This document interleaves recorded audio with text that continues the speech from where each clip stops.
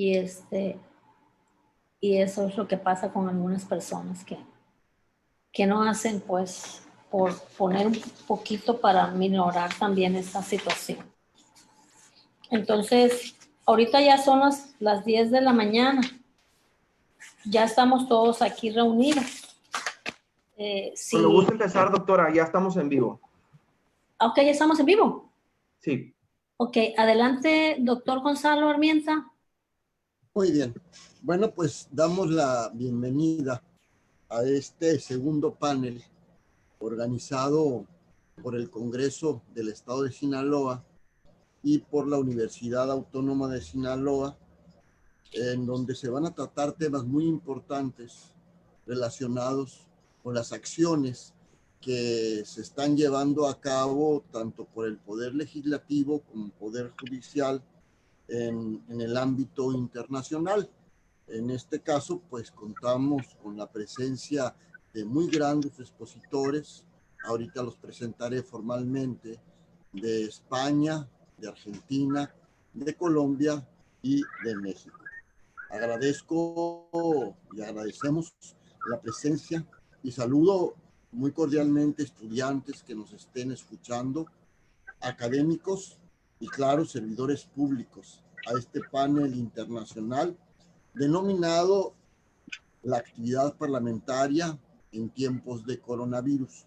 Y brindo un especial saludo a nuestros distinguidos panelistas, el doctor Luis Andrés Cucarella Galeana, de la Universidad de Valencia, España, el doctor Jaime Alonso Cubides Cárdenas, de la Universidad Católica de Colombia, al doctor Diego Gustavo Barroetaveña, magistrado de Cámara Federal de Casación Penal de la República de Argentina y también maestro de la Universidad de Buenos Aires, y claro, a la doctora Sonia Escalante López, directora del Instituto de Investigaciones Parlamentarias del Congreso del Estado de Sinaloa, aquí en México.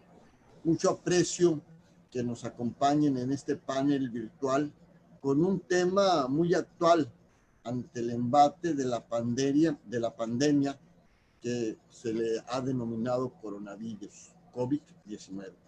Y bueno, antes de iniciar con ustedes que la realización de este panel internacional se considera dentro del proyecto del programa de trabajo 2020-2020 entre el Congreso del Estado de Sinaloa y la Unidad de Estudios de Posgrado de la Facultad de Derecho de la Universidad Autónoma de Sinaloa, el cual tendrá el rango de convenio específico derivado de un convenio marco celebrado con la Universidad Autónoma de Sinaloa por parte del Congreso y de la propia universidad el 20 de noviembre del año pasado, 2019, en donde pues lo signó el doctor Juan Eulogio Guerra Liera, rector de la Universidad Autónoma de Sinaloa.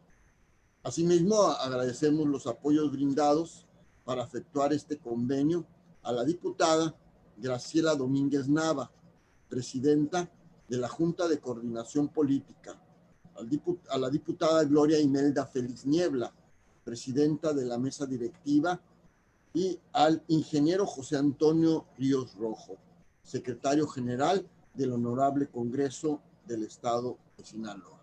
Y ya pues, sin más preámbulo, vamos a iniciar con el panel y pues primeramente presentaré a el doctor Cubides, el cual pues nos pidió que participar en primer término debido a sus actividades también que tiene dentro de sus actividades normales. Ahorita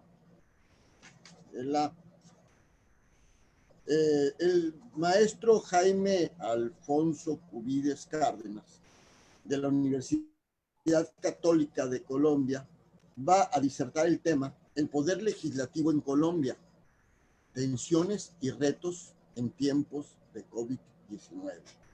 Es abogado de la Universidad Autónoma de Colombia con múltiples especializaciones. Algunas de ellas son en Derecho Público de la Universidad de Buenos Aires, en Justicia Constitucional y Tutela Jurisdiccional de los Derechos de la Universidad de Pisa, Italia. Cuenta con una maestría en docencia y en investigación desde el año de 2011. Se encuentra trabajando en la Universidad Católica de Colombia como docente investigador. Actualmente dirige el grupo de investigación Personas, Instituciones y Exigencias de Justicia. Es autor de un importante número de libros y publicaciones en editoriales de prestigio internacional, y para nosotros pues es un gran placer escucharlo, y sobre todo por provenir de una nación tan importante en toda América Latina, de las más importantes en América Latina, y que pues eso también hace que haya sufrido los embates de esta pandemia en forma fundamental. Y pues le damos la bienvenida al maestro Jaime Alfonso Cubides Cárdenas, insisto, de la Universidad Católica de Colombia. Adelante, por favor, maestro.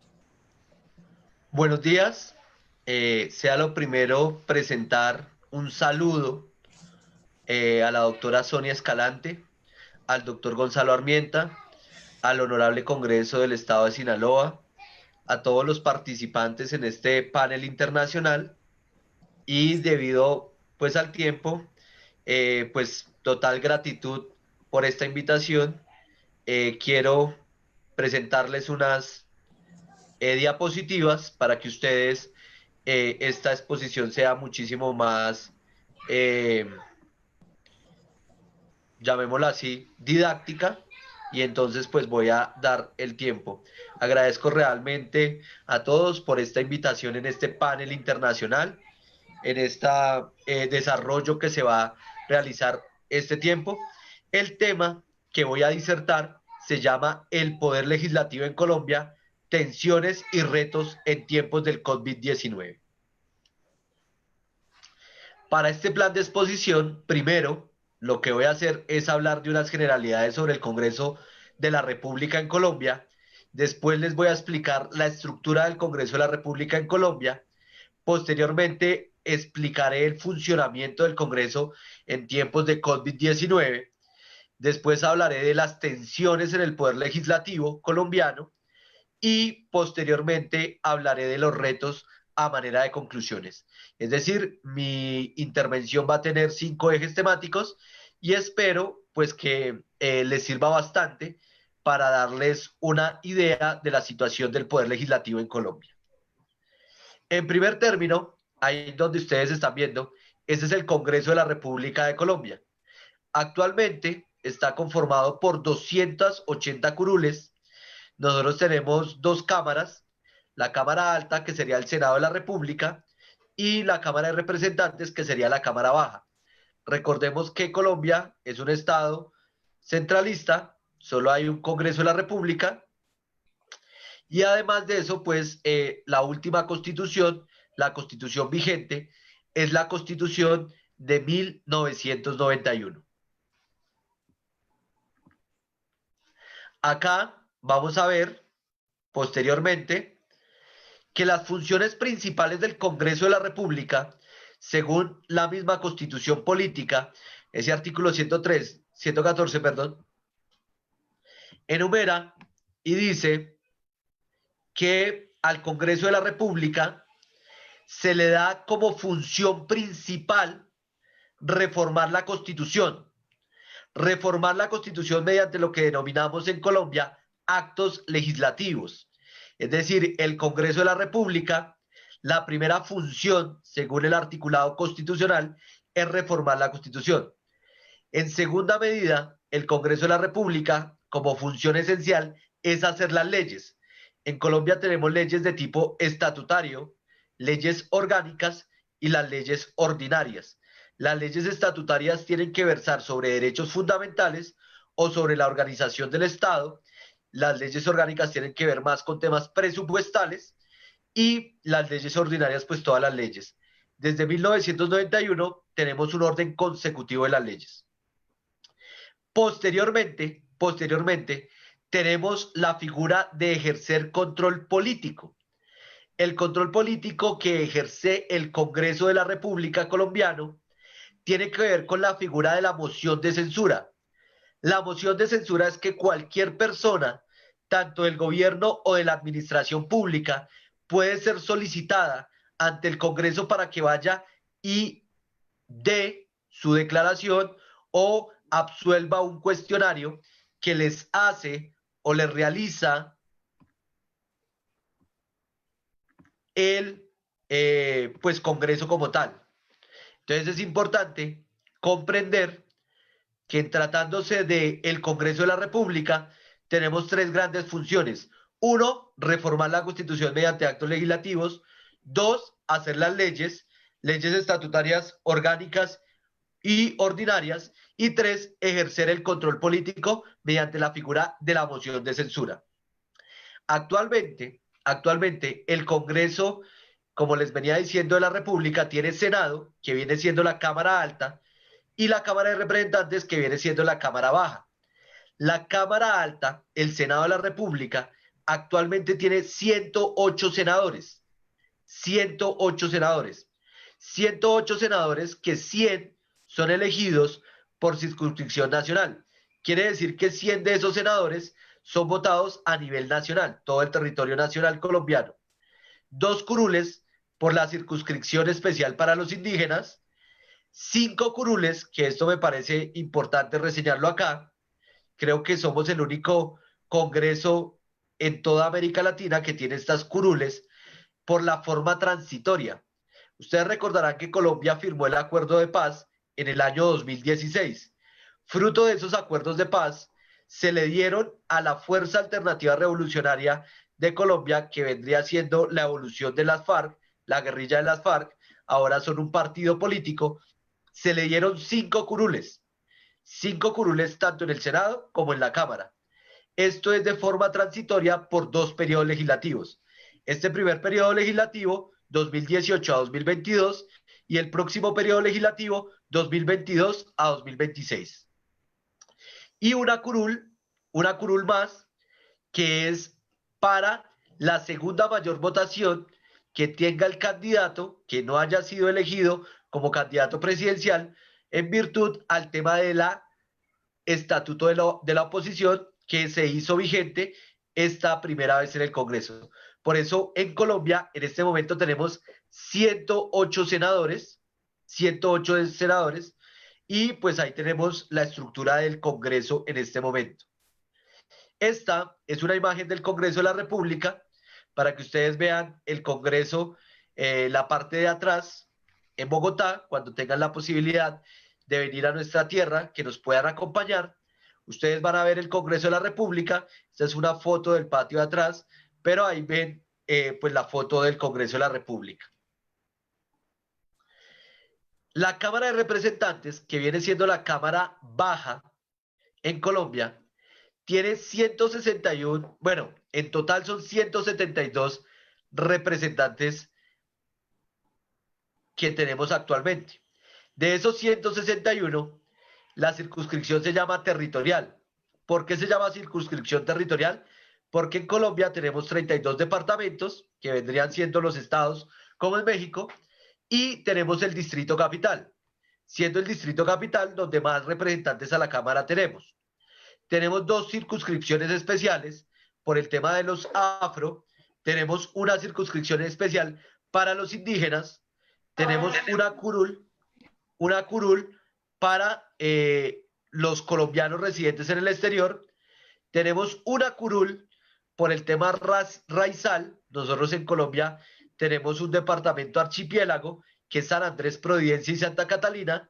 Ese departamento archipiélago tiene una comunidad raizal importante. Se avaló una nueva circunscripción para los raizales, pero en este momento pues nadie la ocupa porque no tenemos reglamentación. Las 5 curules que les había hecho mención anteriormente, que son 5 curules tanto en el Senado como en la Cámara, y una curul para la fórmula del candidato presidencial, es decir, para el candidato vicepresidencial que haya quedado de segundas votación. Para decir que tenemos actualmente 280 congresistas, 108 del Senado y 172 por la Cámara de Representantes. Más o menos esa es la estructura actual del Congreso de la República. Esta es una sesión antes de iniciar el coronavirus. Ahí estamos viendo el Congreso de la República, la última, digamos, actualización que se tuvo con pues el tema de las votaciones y todo el software que se había instalado. Entonces ahí ustedes están viendo una foto o una imagen del Congreso de la República.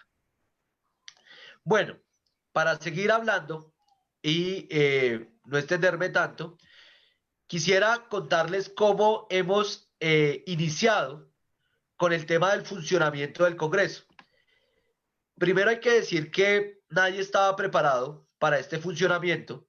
Nadie estaba preparado para realmente que el poder legislativo estuviera, digamos, o que funcionara de forma remota.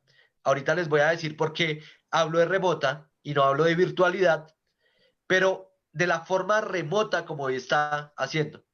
En Colombia, en virtud del artículo 215 de la Constitución Política de Colombia, se decreta el estado de excepción de emergencia económica, social y ecológica.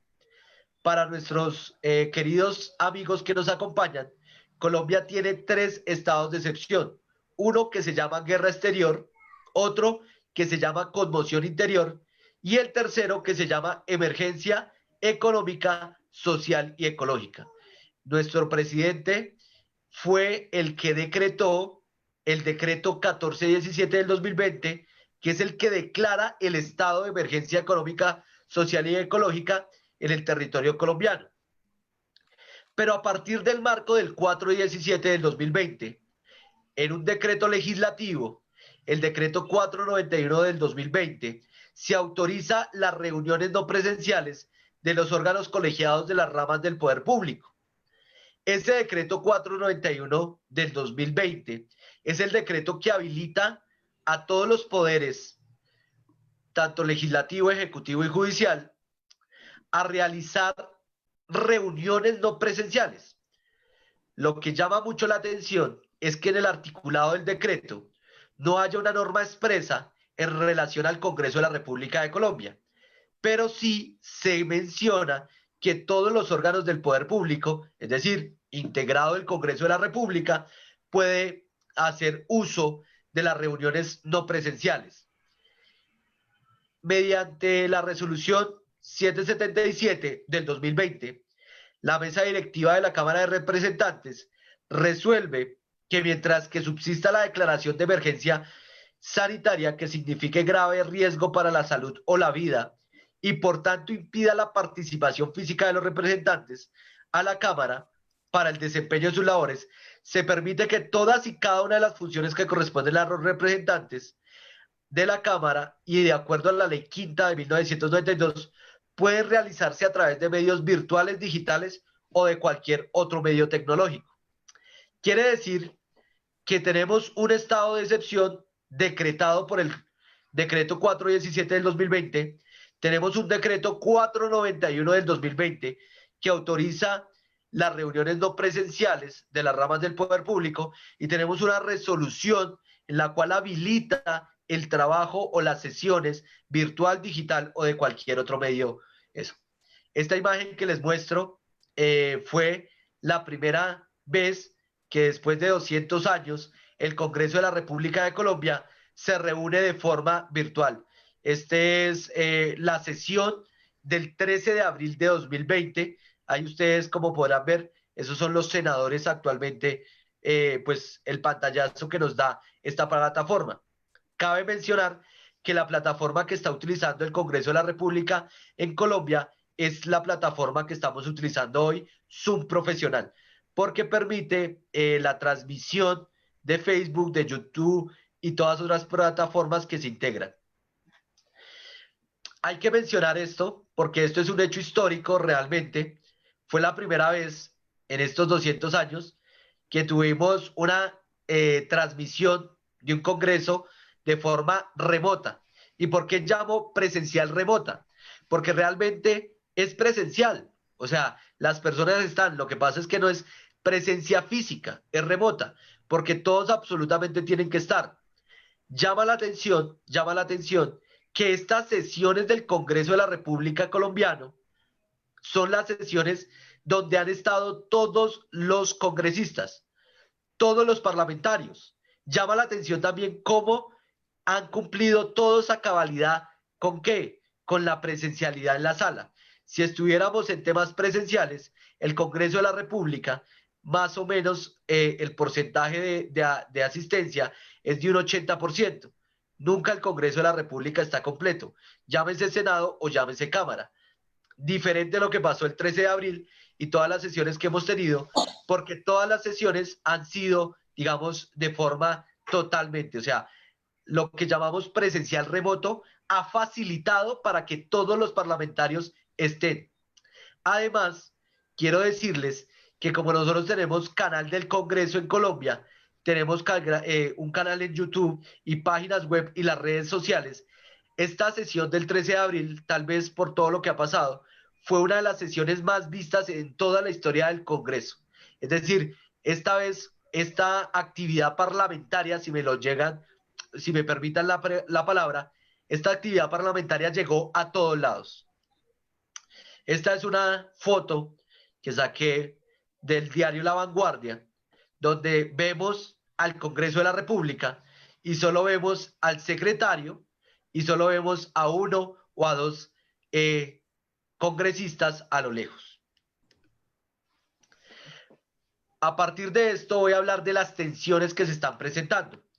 ¿Cuáles son las tensiones que se están presentando? Realmente existe un vacío legal y un vacío normativo. ¿Y por qué existe un vacío legal? Realmente existe un vacío legal porque en la Ley Quinta de 1992 no hay una prohibición expresa para realizar sesiones presenciales remotas o virtuales, aunque en varios de los artículos pide presencia física en la sede del Congreso o para realizar ciertas dinámicas presenciales.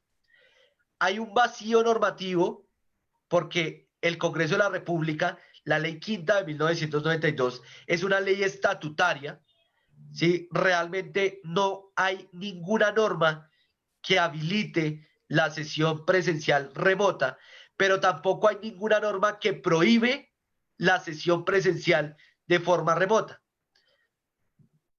Esto es realmente lo que llamaríamos un vacío normativo. ¿Existe un vacío normativo? Sí. Existe un tema que todavía se está manejando y es el tema de la votación. Como ahorita en este momento la votación es nominal, pues no se ha presentado ningún problema porque la votación se ha hecho de una forma, digamos, igual como si fuera presencial. No hemos tenido todavía la votación secreta. Como no hemos tenido el tema de la votación secreta, pues en este momento pues va a ser más difícil realizar votación secreta cuando, por ejemplo, uno de los senadores participa y cómo va a ser su voto secreto si en la pantalla de todos pues va a aparecer, ya sea en el chat o ya sea en la comunicación, que va a quedar pues el voto. Entonces estamos mirando este tema de este vacío legislativo. Esta es la primera tensión que yo menciono. Segundo, en Colombia, la Corte Constitucional colombiana es la que tiene el control constitucional automático de todos los decretos o en virtud de los estados de excepción. Es decir, la Corte Constitucional colombiana es la que realiza el control constitucional de absolutamente todos los decretos, incluido el decreto 491 del 2020. Además, la Corte Constitucional pues debe efectuar un control normativo constitucional con base en todos los parámetros constitucionales, en todos los tratados internacionales de derechos humanos y en relación a la ley estatutaria de los estados de excepción. Si ustedes me permiten repasar, estamos hablando de que el primer decreto es el 417 del 2020 y después tenemos el decreto 491 del 2020. La Corte Constitucional ya dio el aval, ¿sí? Declaró exequible el decreto del estado de emergencia económica, social y ecológica, pero posteriormente va a entrar a revisar cada uno de los decretos. Estos decretos, ¿cierto? Vuelvo y les digo, este decreto habilita todas las reuniones no presenciales, dice el decreto, de todos los órganos del poder público, pero no se refiere única y exclusivamente a uno, no se refiere al Congreso.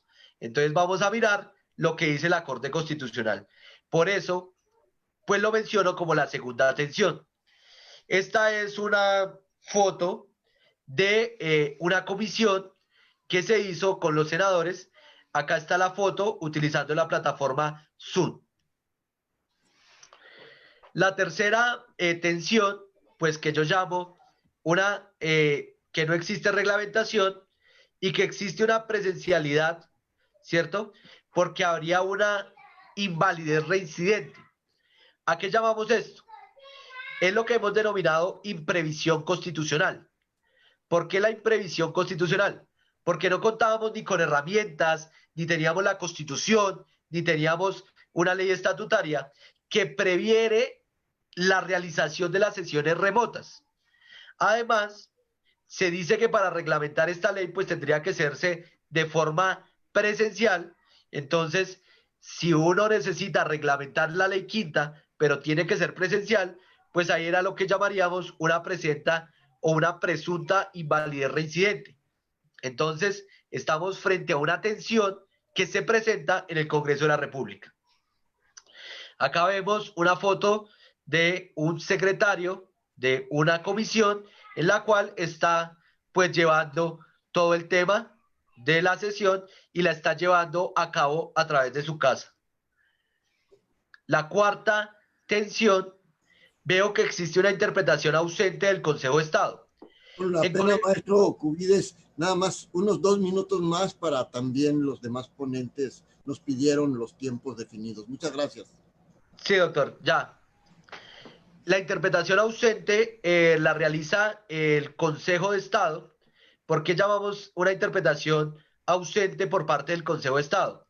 El Consejo de Estado colombiano tiene 31 magistrados, tiene 2 salas, la sala de lo contencioso administrativo y tiene la sala de consulta y servicio civil. Esa sala tiene 4 magistrados. Cualquier persona del orden nacional puede hacer consultas. Se hizo una consulta al Consejo de Estado frente a la interpretación de las sesiones presenciales remotas y el Consejo de Estado en este momento pues no se ha pronunciado.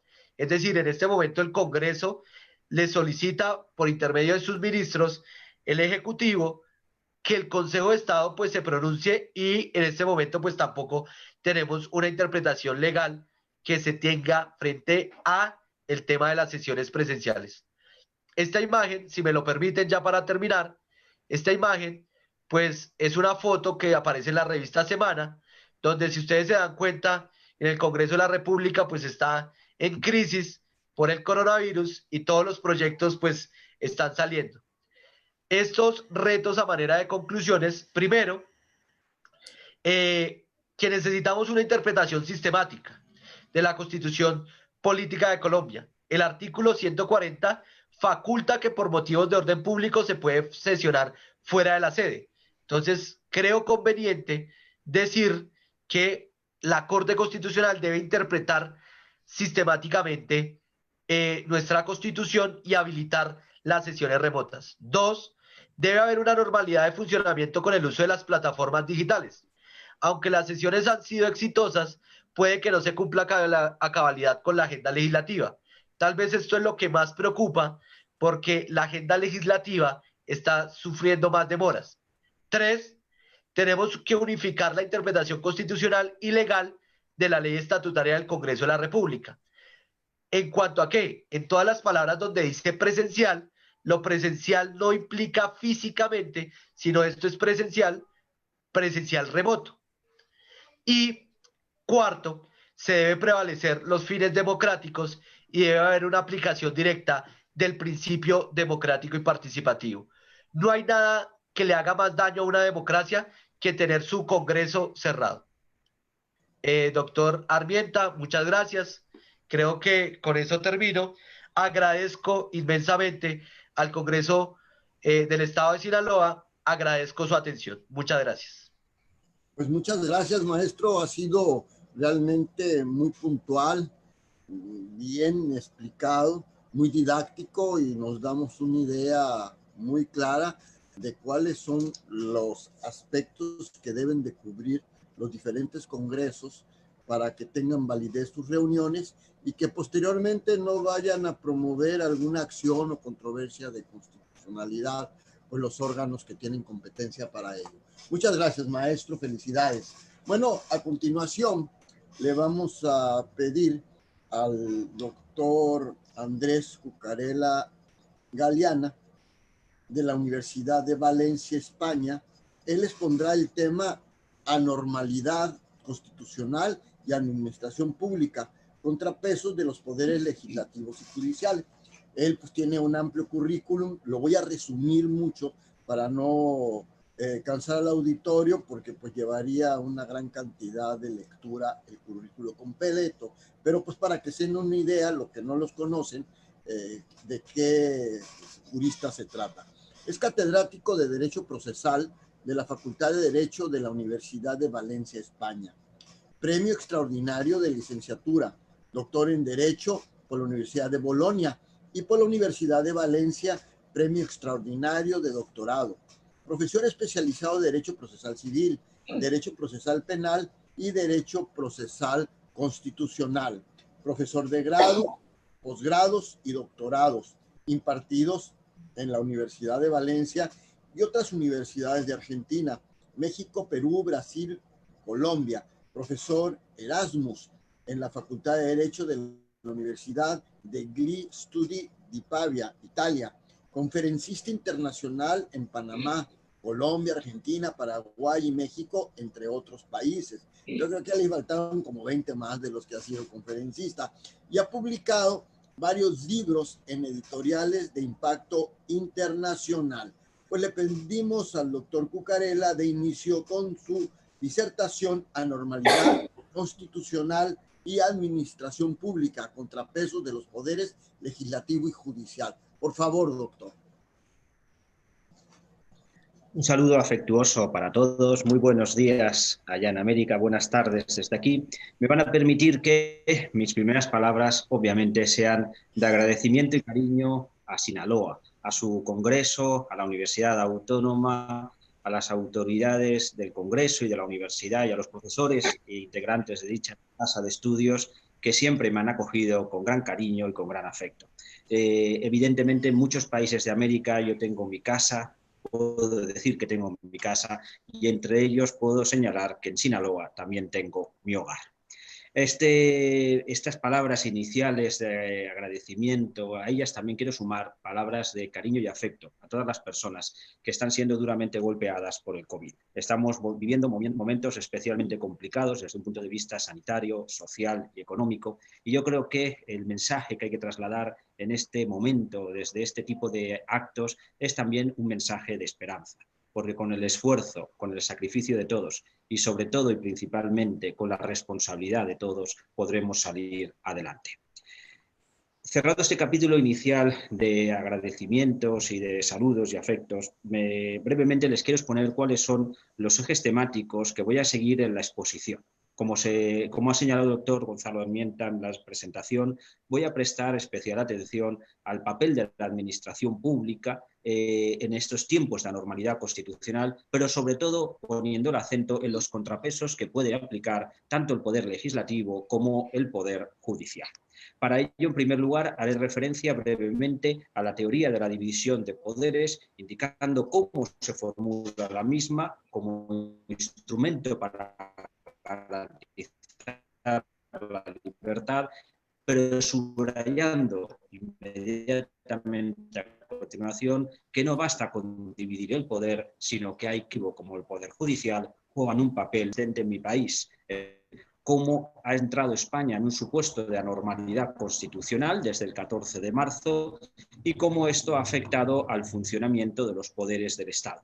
En último lugar, en tercer lugar, prestaré atención a cómo están funcionando los poderes judiciales o sobre todo los poderes legislativos en diferentes países de Europa para ver qué respuesta se ha dado a esta situación de COVID, a este confinamiento en el que nos hemos visto inmersos la mayoría de los ciudadanos y en los que, como voy a señalar, El confinamiento de las personas en ningún momento tiene que suponer confinamiento de los poderes del Estado. Empiezo por el primero de los ejes, y que, como les he dicho, es de carácter introductorio y breve, y como bien ustedes saben, Montesquieu formula la teoría de la división de poderes como una reacción frente a la concentración del poder en manos del monarca absoluto. No puede haber libertad si una persona concentra en sus manos el poder.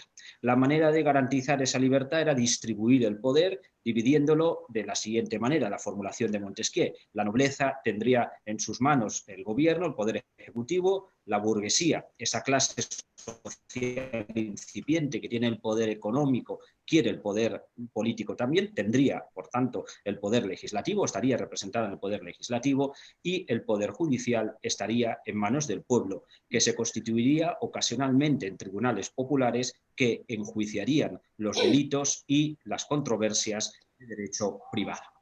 Esta es la formulación teórica. En la práctica, obviamente, el poder fue dividido, como les digo, pero no hubo un equilibrio entre los diferentes poderes del Estado. Basta ver con perspectiva histórica cómo el poder ejecutivo, por ejemplo, ha fagocitado al poder judicial a lo largo de los siglos. Cómo, de igual modo que se habla de administración de la educación o de la administración del servicio de salud, la justicia ha pasado a ser considerado históricamente como una parte más de la administración pública, como una parte más del poder ejecutivo.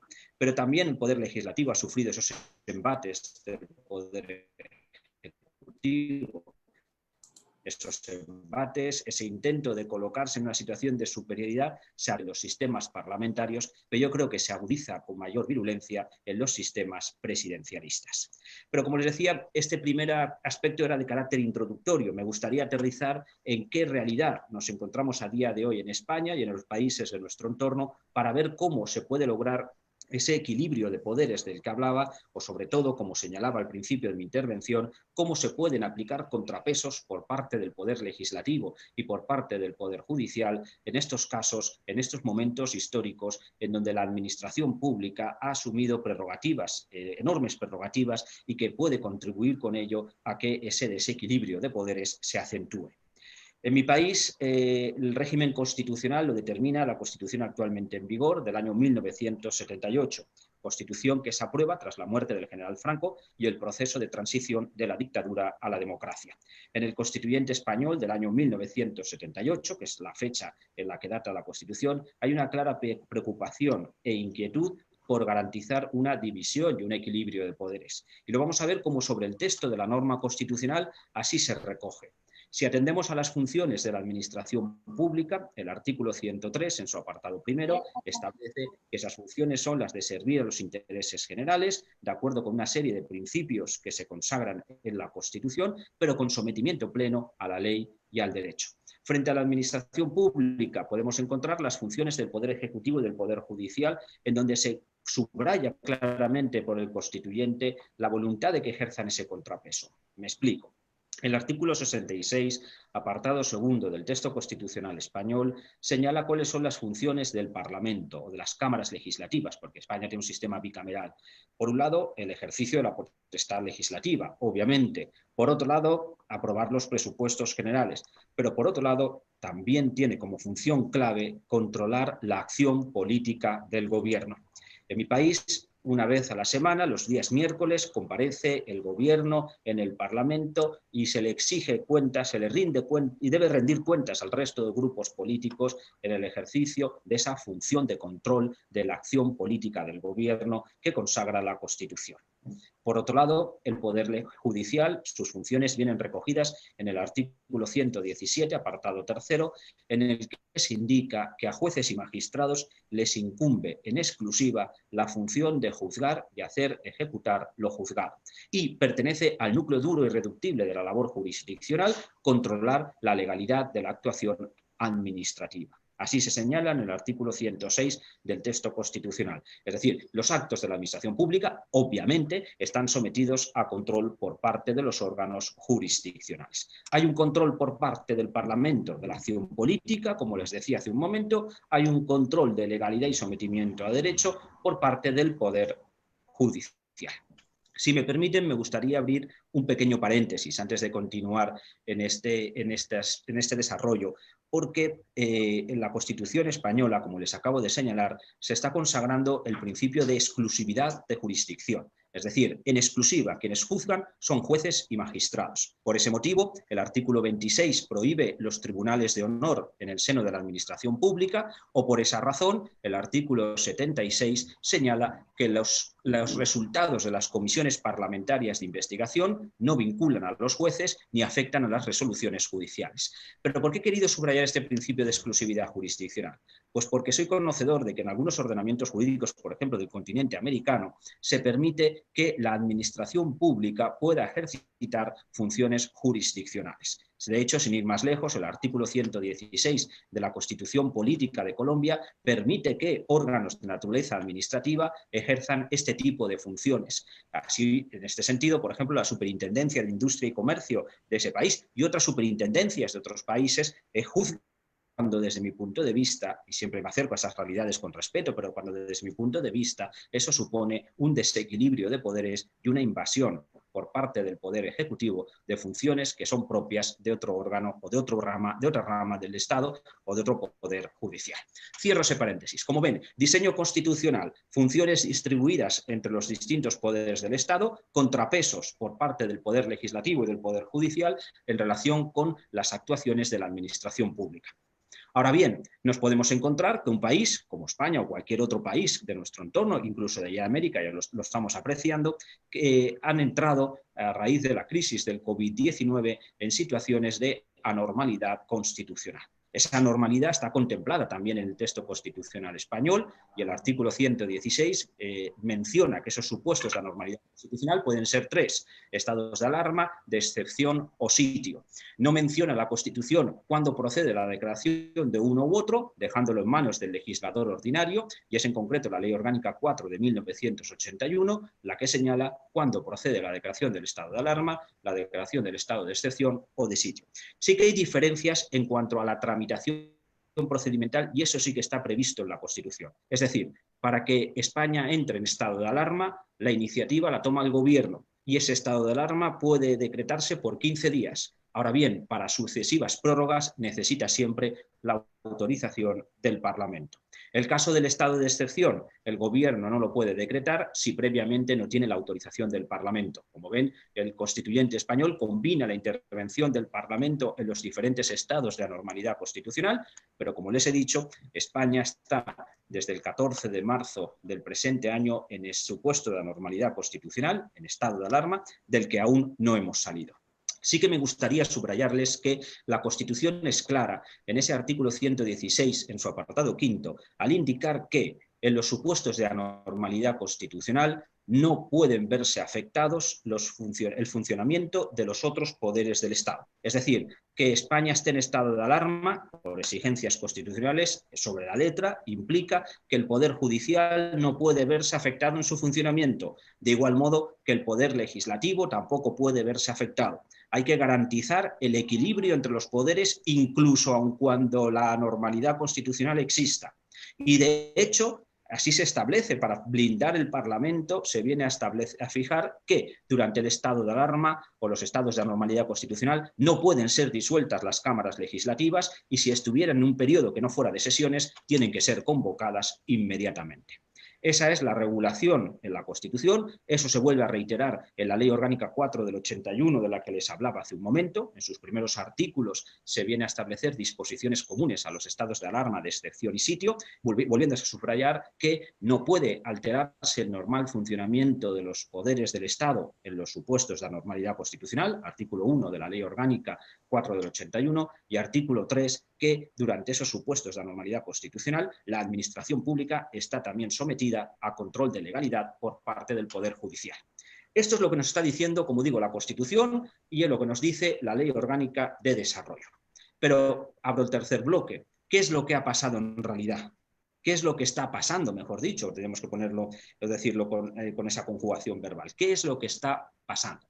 Bueno, pues la realidad es que como les decía, el 14 de marzo, en virtud del Real Decreto 463/2020, España entra en estado de alarma. Como digo, se han obtenido sucesivas prórrogas quincenales que aún están en vigor, y el Gobierno ha anunciado que espera solicitar una nueva prórroga más. Es cierto que la situación ha mejorado, pero el Gobierno sostiene que es necesario, para garantizar la lucha contra el COVID, mantener aún este supuesto de anormalidad constitucional. Pues bien, si nos acercamos a ese decreto 463 de 2020, nos vamos a encontrar cómo en la disposición adicional segunda del mismo se viene a decretar la suspensión y paralización de todos los plazos y actuaciones procesales.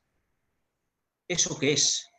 Pues en la práctica es el confinamiento del Poder Judicial. Es verdad que se dejan subsistentes las actuaciones en lo que se refiere a actuaciones con detenido, habeas corpus, actuaciones en caso de violencia de género, algunos supuestos de amparo contra actos de la administración pública, pero con esta paralización, con esta suspensión del Poder Judicial, en la práctica se ha desactivado a este poder del Estado para poder ejercer el control de actuación por parte de la administración pública. Es cierto que la semana que viene, el día 4 de junio, se alza esta suspensión de los plazos procesales, pero dense cuenta que desde que el Poder Judicial ha estado funcionando bajo mínimos durante casi 3 meses en los que ha durado esta paralización de los plazos procesales. Pero lo mismo podemos decir si nos acercamos a la realidad del Poder Legislativo, que es el que nos ocupa más intensamente en esta jornada de hoy, ¿no? ¿Por qué elección de un diputado en el Congreso por el COVID-19? Y esto motivó que se suspendieran todas las actuaciones del Parlamento desde el día 12 de marzo hasta el 15 de abril.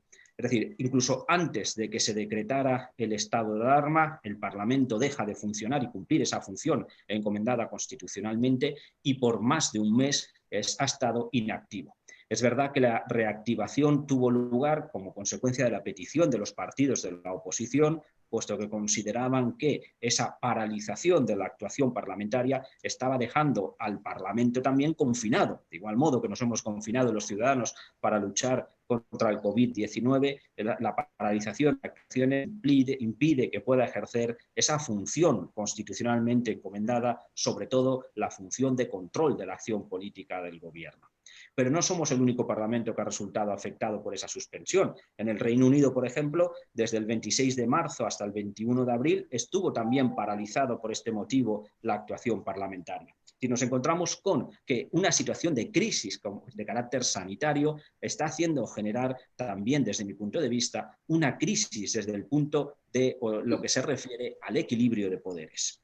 A día de hoy tenemos reactivada la actividad parlamentaria, igual que nosotros, otros países, sí, pero me gustaría compartir con ustedes brevemente la sistematización de qué respuesta están dando diferentes países europeos de mi entorno a esta situación, desde un punto de vista parlamentario. Es decir, ¿se permiten deliberaciones o debates telemáticos? ¿Es posible la votación telemática? ¿Es necesaria el debate presencial?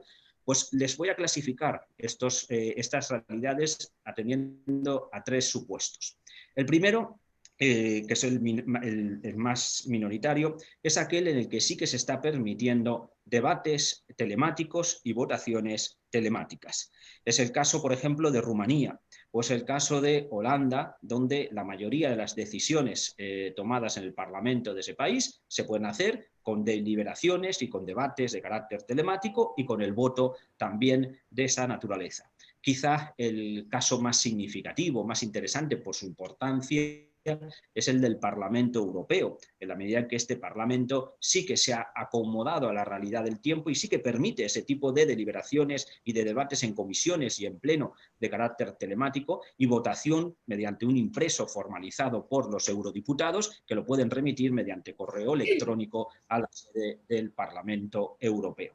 Nada impide, obviamente, que los eurodiputados que están en Bruselas puedan asistir a las sesiones, pero, como digo, el resto de eurodiputados no tienen esa necesidad de asistir. Primera categoría, por tanto, digamos que son estos que están permitiendo una deliberación, un debate y una votación de carácter telemático. Frente a estos tenemos otros países en donde no se permite ni un debate telemático ni una votación telemática. Es decir, se requiere la presencia de sus diputados o de los integrantes de las cámaras legislativas. Es el caso de Italia, por ejemplo.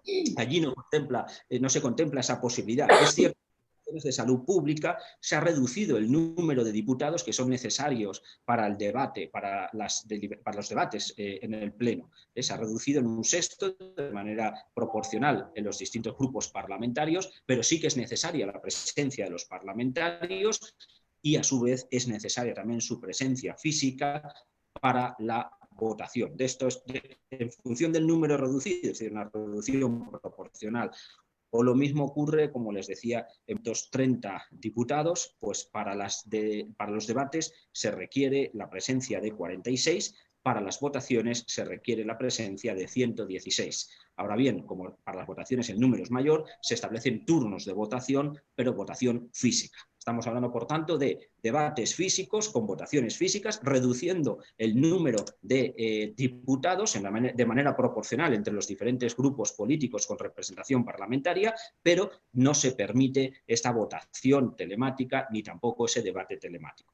En el caso español, sería la otra categoría, y otros países, pero me quiero centrar en el caso español, se combinan ambos mecanismos. Es decir, no se contempla en el reglamento de las cámaras de mi país la posibilidad de debates telemáticos, es decir, los debates tienen que ser físicos. Ahora bien, lo que se ha hecho es en la Cámara de Diputados, en el Congreso de Diputados, mejor dicho, que son 350 diputados los que hay, 350 escaños, curules dirían allá, pues esos 350 se han reducido a 50 los que asisten a las sesiones plenarias, pero tiene que haber intervención física de los distintos diputados de los distintos grupos parlamentarios y la votación sí que puede ser telemática. Telemática para los 300 que no han asistido y física para los 50 que sí que están allí presentes. Como ven, distintas categorías, ¿no? Mecanismos en donde se permite debates y votaciones telemáticas, otra categoría, como el caso de Italia o de Portugal, de debates y votaciones físicos, y otra categoría intermedia donde se establece un debate físico, pero una votación telemática. Yo creo que, y con esto ya estoy concluyendo, ajustándome a tiempo, que el COVID-19 evidentemente nos ha alcanzado a todos por sorpresa, pero fíjense y caigan en la cuenta de una cosa, la administración pública sí que está digitalizada. La administración pública, el Poder Ejecutivo, ha estado en condiciones de enfrentar de manera más adecuada la lucha contra el COVID y poder actuar ejerciendo la función que tiene encomendada constitucionalmente, incluso reforzada en estos supuestos de anormalidad constitucional. Sin embargo, el Poder Judicial sigue descansando muchas veces en el papel, el Poder Legislativo sigue descansando en un concepto de parlamentarismo del siglo XIX y del XX, también desconectado de la digitalización,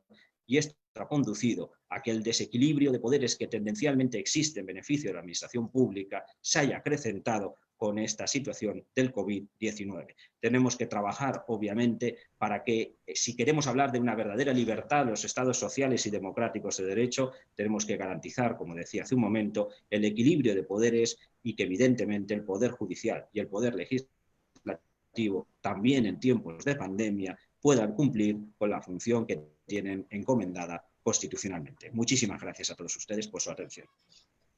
Bueno, pues muchas gracias, doctor Bucarella. Como siempre, es un placer, una gran satisfacción escuchar tus comentarios. Siempre me han parecido extraordinarios y en esta vez, pues fue muy claro un tema que sin duda, pues para nosotros es novedoso, denominado la normalidad constitucional. En México el artículo 29 constitucional es el que habla, pero suspensión de derechos humanos. No hay un artículo de anormalidad constitucional. Y otro de los aspectos que hemos visto, esto de los contrapesos.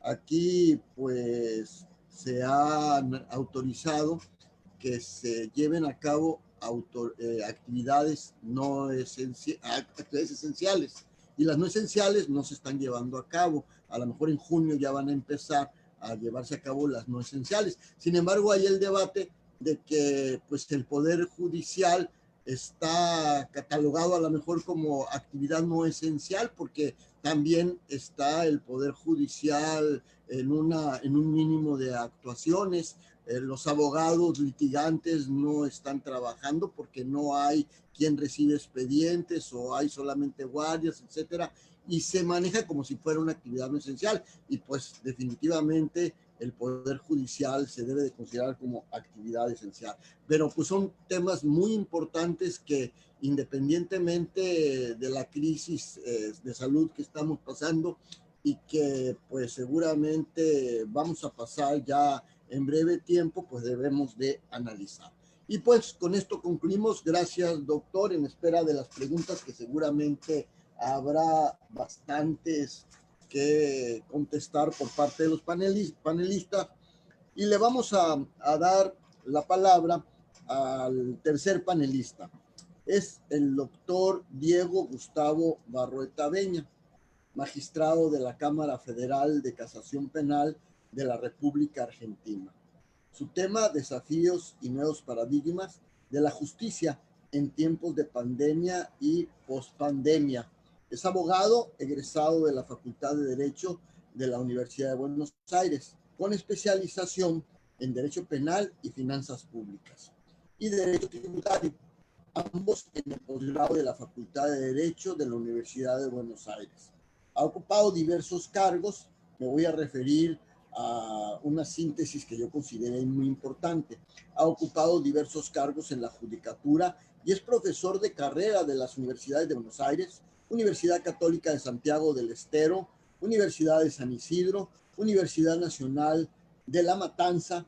Es autor de diversos artículos y libros sobre las asignaturas Derecho Penal, Tributario, Derecho Penal, Procesal y Penal. Y bueno, yo disfrutaré, y muchos de ustedes, pero yo en particular disfrutaré esta plática con un buen mate que mi buen amigo Diego me hizo el favor de regalarme el año pasado que estuve allá por Buenos Aires. Adelante, Diego, por favor.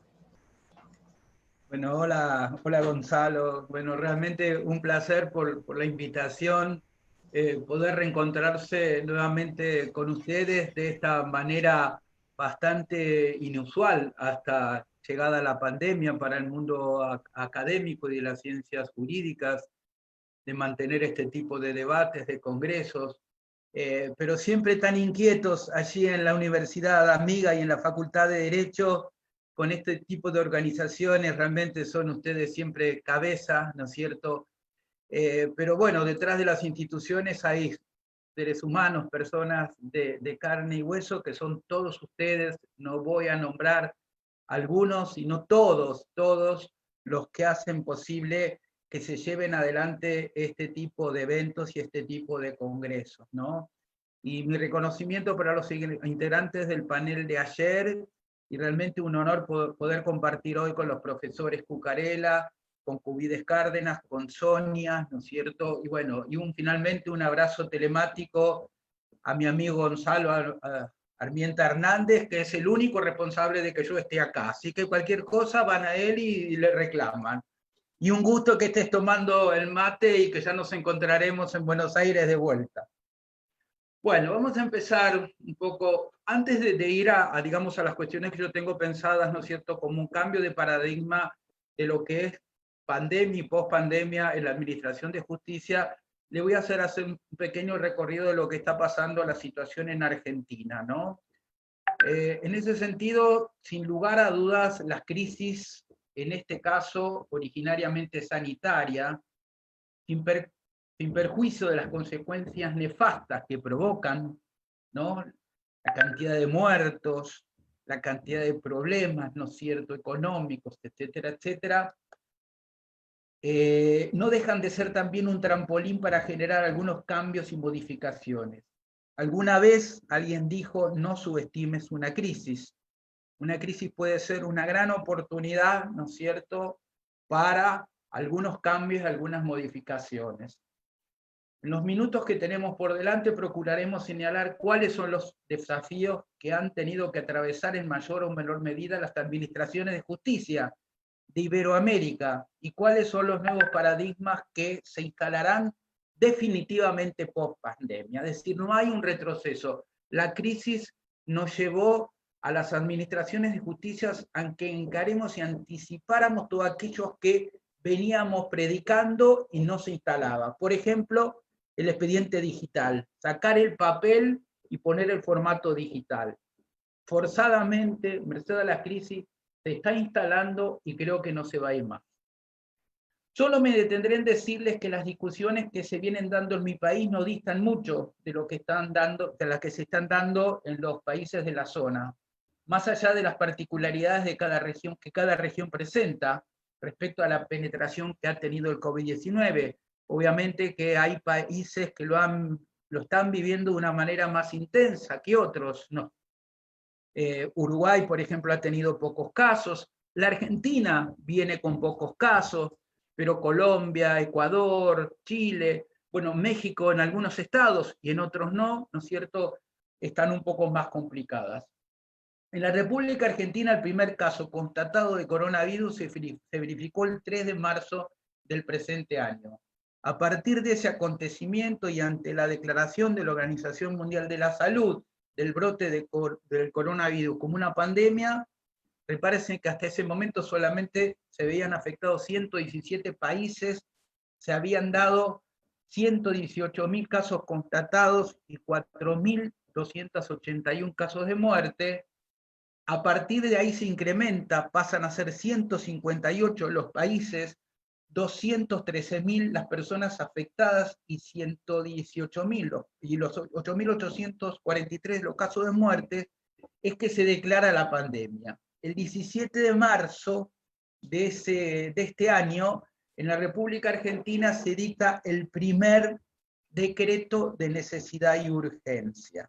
Es el decreto de necesidad y urgencia número 260, y a partir de ahí y hasta el día de hoy se dictaron 7 decretos de necesidad y urgencia que fueron prorrogando y extendiendo la cuarentena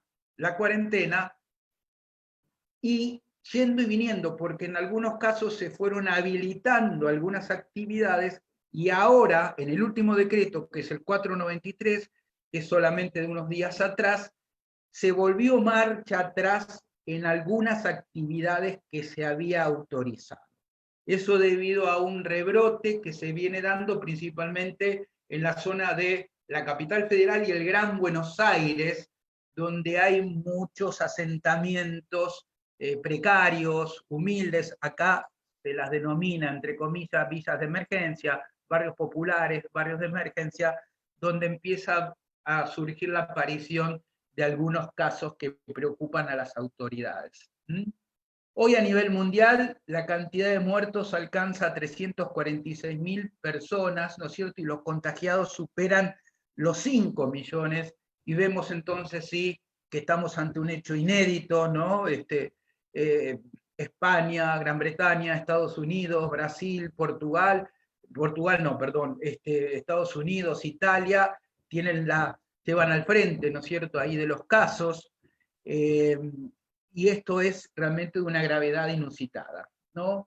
Bueno, como les decía, el primer decreto es el 260/20, que, digamos, extendió la cuarentena desde el día 18 de marzo hasta el 31 de marzo, y después vinieron sucesivas prórrogas hasta llegar al último decreto, que la prorroga, como en Colombia, hasta el 7 de junio, inclusive de este año, y después veremos qué va a pasar, Lo importante es que es mediante un decreto de necesidad y urgencia. Gonzalo explicaba, ¿no es cierto?, se explicó acá también, ¿no es cierto?, el tema, ¿no es cierto?, de legislar en épocas de crisis, en épocas donde no podemos darle intervención a los congresos, sino que tenemos que hacer las cosas rápidamente. Entonces nuestra Constitución Nacional autoriza, dentro de las atribuciones del Poder Ejecutivo, a dictar decretos de necesidad y urgencia que estén convalidados con la firma de todos los ministros y del jefe de gabinete, y que luego de transcurridos 10 días deban ser aprobados por una comisión bicameral permanente que actúa en nuestro Congreso. Es decir, que los 7 decretos tuvieron este formato de necesidad de urgencia. Obviamente que no es válido o no está permitido dictar decretos de necesidad de urgencia en materia penal, en materia tributaria, en materia de partidos políticos y en materia electoral. Así que acá estamos con un primer tema, ¿no es cierto? Es decir, ameritaba, obviamente, la crisis, ¿no es cierto?, darle al Poder Ejecutivo determinadas herramientas. Pero llega un momento que uno empieza a decir, bueno, ¿hasta cuándo, no es cierto? ¿Hasta cuándo se vamos a ir en el tiempo, no es cierto?, con esta extensión. Porque fíjense ustedes que dentro de lo que establece ese decreto, ¿no es cierto?, decía que todas las personas que vivan en el país o se encuentren en él deberán, por un plazo determinado, permanecer en sus residencias habituales o en el lugar en el que se encuentre y abstenerse de concurrir a sus lugares de trabajo. O sea, estaba la prohibición de desplazarse por las rutas, por las vías y por los espacios públicos. Es decir, que la libertad ambulatoria fue restringida razonablemente, creo que hasta acá sí, pero bueno, ahora empiezan los interrogantes. ¿Hasta cuándo la extensión? Y de eso vamos a hablar sobre el final. En caso de verificarse el incumplimiento obligatorio del aislamiento de los funcionarios del personal de salud, al Ministerio de Salud se lo pone como autoridad competente, más el Ministerio de Seguridad, que tomen conocimiento, podrán radicar las correspondientes denuncias penales. Nuestro Código Penal tiene un artículo que es el 205, más otro que es el 239, que es la desobediencia, que algo pasa también con el Código Penal español, ¿no es cierto?, que tiene regulado con el tema de la desobediencia, donde generalmente las inconductas entran en este formato y en esta tipicidad. Hubo muchísimas denuncias, algo así como más o menos 10.000 expedientes se comenzaron en la justicia federal. Hubo 11.000 personas entre demoradas y detenidas. La provincia de Santa Fe tuvo más de 4.000 casos y Buenos Aires más de 15.000 sumarios, la provincia de Buenos Aires. Esto generó también otro problema, porque en época de pandemia, ¿qué se hacía con esas personas que se las detenía y dónde se las alojaba? Porque ese fue también otro problema, ¿no es cierto?, que se vivió en nuestro país, si hablamos de derechos y hablamos de garantías. El tema de las personas detenidas, las personas que se encuentran en las unidades carcelarias, otra discusión que se presentó muy fuerte. Lo cierto es que la justicia federal o la justicia penal que tomaba intervención, generalmente a estas personas que violaban la cuarentena le daban una detención domiciliaria, o sea, estaban no más de 24 horas, 48 horas y luego iban a su casa con alguna custodia ahí en el lugar. Como les decía anteriormente, una cuestión que también se suscitó en el país y a raíz, ¿no es cierto?, de una recomendación que dictó la Comisión Internacional de Derechos Humanos, fue el tema de las cárceles, ¿no? Este fue un debate intenso que se generó a nivel también de la justicia, de las distintas cámaras y de los distintos organismos, porque obviamente también estaba la campana del otro lado, ¿no es cierto?, las víctimas de determinados delitos que decían, pero bueno, con motivo de la pandemia ahora vamos a dejar en libertad a todo el mundo, ¿qué pasa con nosotros? No podemos opinar. A nivel nacional hay una ley de las víctimas donde cada vez que se resuelva sobre el tema de la libertad por cualquier instituto hay que darle participación a las víctimas, no vinculante, pero por lo menos para que tomen conocimiento y que para que puedan expresarse sobre esta cuestión. En la provincia de Buenos Aires trajo mucha alarma también una serie de libertades, en algún punto quizás desmedidas. Últimamente la Suprema Corte de la provincia de Buenos Aires volvió atrás una resolución del Tribunal de la Casación provincia. A nivel nacional, la Cámara Federal de Casación Penal que integro, sacamos una acordada donde pusimos determinados condicionamientos para que se les dé libertad a estas personas. Es decir, no tenían que estar involucradas en delitos que tengan amparo en convenciones internacionales. Estamos hablando ahí de lesa humanidad, corrupción, violencia de género, etcétera, etcétera. Tenían que ser delitos de poca violencia, ¿no es cierto?, generalmente que no superen los 3 años de prisión, para personas que estén próximas a obtener la libertad condicional, y eso me parece a mí que trajo un poco de orden, algo que de alguna manera se había desmembrado. Hablábamos hoy acá, ¿no?, del tema de la justicia. Decías vos, Gonzalo, que en México la justicia está paralizada, que está interviniendo pura y exclusivamente en cuestiones como puede ser la violencia doméstica, las cuestiones de género, en situación de habeas corpus, cuestiones de flagrancia, pero que en rigor de verdad todos los demás expedientes no se están tramitando, como que está paralizada. Bueno, yo creo que eso más o menos es lo que pasa en toda la región.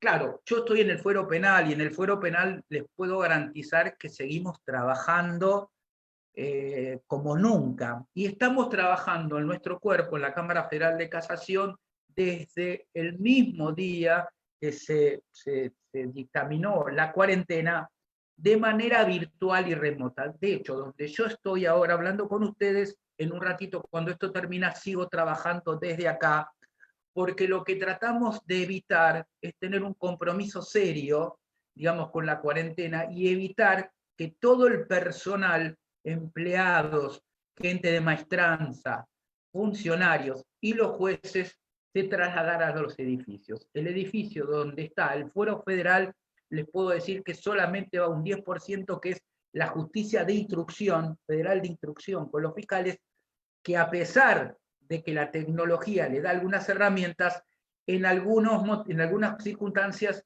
no tienen más que poder ir y estar in situ, ¿no es cierto?, en el lugar. Pero la idea es trabajar de manera remota. Se instaló la firma electrónica y la firma digital. Se mejoraron las plataformas. Nosotros resolvemos todo desde acá.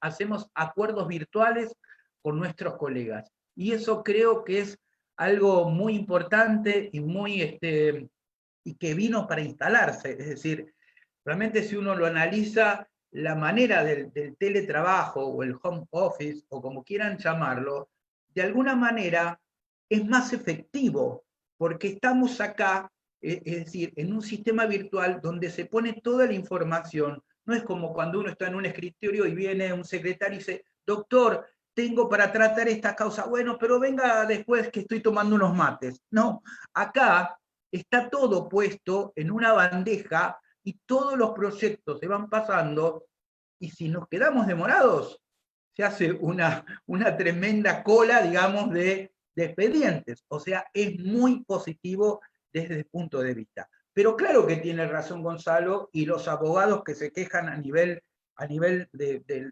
nuestro país, que otros fueros, como el fuero civil, como el fuero laboral, como el fuero administrativo, no están funcionando de la misma manera que está funcionando el sistema penal. Obviamente que el sistema penal hay algunas causas que no tienen detenidos, que también, salvo que las partes pidan, ¿no es cierto?, la habilitación de feria, porque la Corte Suprema de Justicia y la Cámara Federal de Casación dictaminó tantísimas acordadas como decretos el Poder Ejecutivo, y se determinó una feria extraordinaria. Cuando es una feria extraordinaria, obviamente que hay urgencias y que algunos expedientes por el momento no se tocan. Pero el tema es, bueno, ¿hasta cuándo vamos a seguir con esa situación? ¿No es cierto? Porque ya llevamos en nuestro país más de 60 días. Algunas propuestas que creo interesantes, ¿no es cierto?, me parece a mí, ¿no es cierto?, para que el servicio de justicia, repensar un poco el servicio de justicia. Bueno, primero, hay que la justicia como respeto y salvaguarda de los derechos. Este estado de excepción, este estado de alarma, como quieran llamarlos, ¿no es cierto?, es decir, no implica, ¿no es cierto?, que no siga respetándose la justicia y la salvaguarda de todos los derechos. La justicia tiene que estar viva y activa porque es el límite a los demás poderes. Límite a los demás poderes. En épocas de crisis suele haber quizás un entusiasmo de los poderes ejecutivos para hacerse más fuertes y para poder extralimitarse, y tiene que estar el poder judicial justamente para poner el límite a los otros poderes. Después, independencia judicial. Tenemos que seguir sosteniendo la independencia judicial más que nunca en tiempo de crisis. No es posible todo eso sin una sociedad civil activa, una sociedad civil activa, que esté mirando todo lo que esté ocurriendo, que esté alerta y que esté activa. Ahí están todas las entidades intermedias, los colegios de abogados, los colegios de escribanos, los contadores, una sociedad.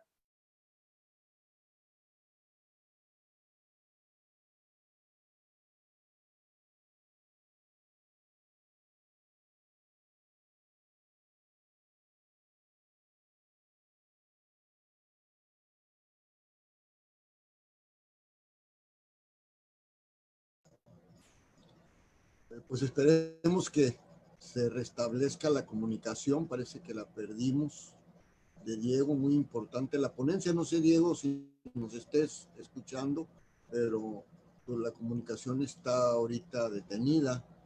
Vamos a esperar unos momentos más a ver si se restablece contigo, Diego.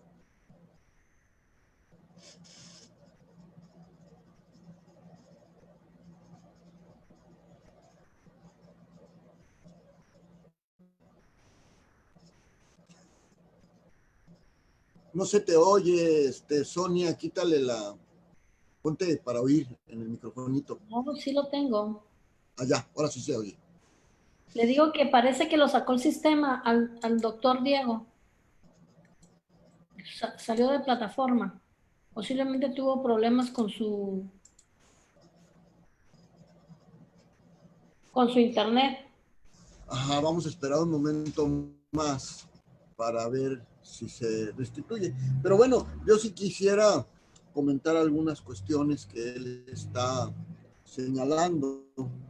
Por ejemplo, pues se han emitido algunos decretos de necesidad y urgencia que son bien interesantes y hay que, pues sería muy bueno analizarlos, a ver si como derecho comparado, pues tenemos algunas cuestiones que pues también desdoblar aquí en la República Mexicana. Y a mí siempre me ha surgido la duda si existe, si pues con pandemias de esta naturaleza, pues se debe de suprimir un derecho fundamental, un derecho básico, que es la libertad de tránsito, lo que él llama libertad deambulatoria restringida, porque si bien es cierto, debemos todos de estar conscientes que debemos de permanecer en nuestros domicilios, pues creo que llegar al extremo de que si uno sale a realizar alguna actividad, pues pueda ser objeto de detención. Y lo más paradójico de esto es que si a la persona que sale está bien, se le detiene, porque a lo mejor pues salió nada más a caminar, a andar en bicicleta, que a lo mejor no tenía ningún riesgo el hacerlo, lo detiene y lo llevan a una reclusión en donde sí va a tener riesgos de contraer esta enfermedad. Creo que hasta allá no se debe de llegar en este tiempo de pandemia, de restricción de esta libertad deambulatoria, sino que más bien debe de ser por un principio de solidaridad el que no salgamos de nuestras casas. Entonces aquí pues surgen varias interrogantes que hasta dónde se pueden suspender los derechos humanos, qué derechos humanos se pueden suspender, porque hay derechos humanos básicos como la dignidad, que yo siento que en muchas ocasiones se está trastocando la dignidad, sobre todo de los adultos mayores, en esta época en donde muchas veces a un adulto mayor se le prohíbe inclusive acudir a determinados lugares para comprar productos. En fin, son cuestiones que tenemos que valorar muy bien. Y lo que marca Diego y yo también lo he comentado, de que pues la justicia, si bien es cierto, la justicia penal es fundamental, también es cierto que también las otras justicias, la civil y la mercantil, no se deberían de haber detenido, que ahorita yo si tengo algún problema de naturaleza civil, no sé a dónde acudir, inclusive puedo perder mi patrimonio porque a lo mejor el juez no lo ve como un asunto esencial y se me puede embargar y perder un patrimonio porque no tengo la posibilidad de defenderme. Bueno, son cuestiones que se están analizando en este foro. Al parecer, Sonia, no tenemos comunicación todavía. Tiene problemas, ¿verdad?, con la conexión y está tratando de conectarse. No sé si pasamos al otro y si entra, pues que termine, doctor. Bueno, entonces, sí, para continuar, y ahorita le decimos a nuestro amigo Diego que concluya cuando tú ya termines tu disertación. Si quieren mandarle un mensaje por WhatsApp, yo también se lo mandaré. Y bueno, te voy a presentar, Sonia. Todos conocemos a la doctora Sonia Escalante López, que es ella la Hola. directora del Instituto. Parece que ya, vamos a ver. Hola, hola. Sí, ya. Bueno, continúa, Diego, te perdimos un rato. Sí, lo podemos continuar así porque he tenido un problema con la computadora. Bueno, les decía, ¿no es cierto? Desafíos. Hay que hacer protocolos de derechos y garantías. Bueno, justamente mejorar las plataformas tecnológicas especiales, ¿no? Tenemos que trabajar en eso para contar con plataformas tecnológicas especiales. Capacitación virtual para trabajar a distancia. Separar tareas jurisdiccionales de las tareas administrativas. Darle importancia a la gestión. En temas penales hay que tener mucho cuidado, ¿no es cierto? No vaya a ser que la parálisis de la justicia sea funcional a la impunidad. Esto tenemos que tener, sobre todo, mucho cuidado, ¿no es cierto?, en los países iberoamericanos, ¿no es cierto?, que la parálisis no sea funcional a la impunidad, porque se han paralizado muchos procesos que se están siguiendo, ¿no es cierto?, por hechos de corrupción, etcétera, etcétera, ¿no? Después, hay que estar atento también a lo que pasa en la salud de las cárceles, ¿no es cierto?, y en las prisiones, ¿no?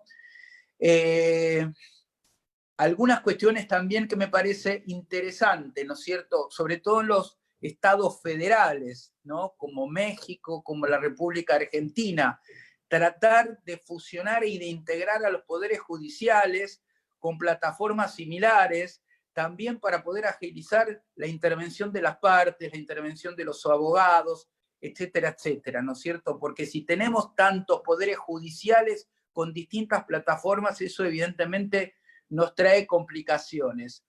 Después, ¿no es cierto? Bueno, también habría que ver mecanismos en la crisis donde se pueda acudir como si fuese un per saltum, ¿no es cierto?, directamente a los tribunales superiores, evitando las instancias anteriores para la crisis, ¿no es cierto? Por ejemplo, dar mecanismos que puedan agilizar de esa manera.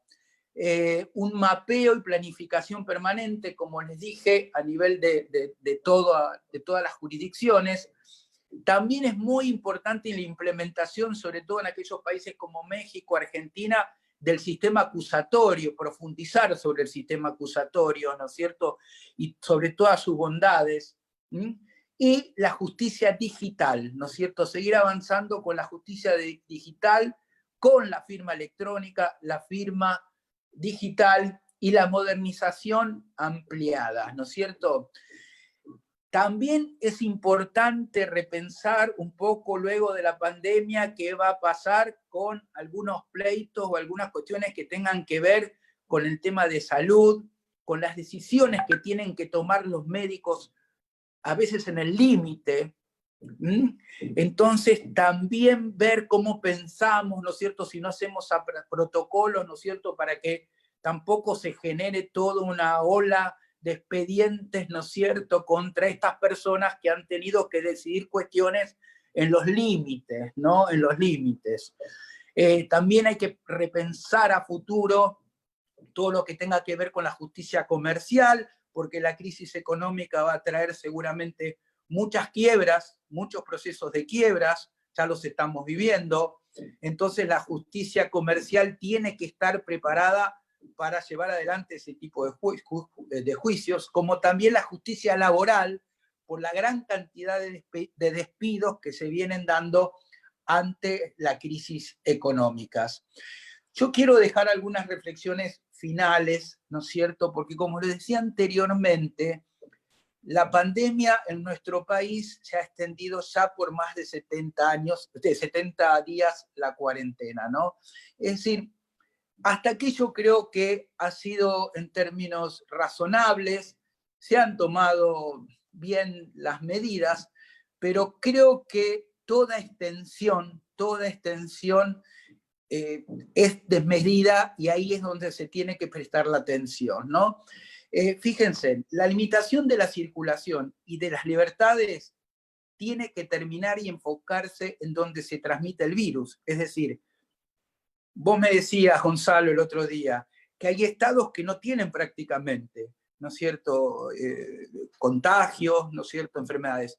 Entonces yo creo que las limitaciones de la circulación y de la libertad tienen que terminar y focalizarse solamente en aquellos lugares donde siguen estando los contagios. Pero en algún momento se tiene que terminar con esto. Si se tiene una cuarentena rígida, hay que liberar en las zonas donde se puede, porque no puede ser permanente tampoco la cuarentena. No puede ser tampoco permanente. Las medidas son válidas por la emergencia, pero tienen que estar limitadas en el tiempo. Llega un momento que tenemos que decir, bueno, acá hasta acá. Concentrémonos donde están, en los focos donde están. En mi país hay provincias que ya han levantado la cuarentena y que tienen ya sus actividades, ¿no es cierto?, más importantes, ¿no? Después, otra cosa que me parece importante, yo creo que se ha actuado dentro del Estado de Derecho en mi país hasta ahora, pero creo que hay que empezar a poner límites, ¿no es cierto?, a estas medidas que se están tomando.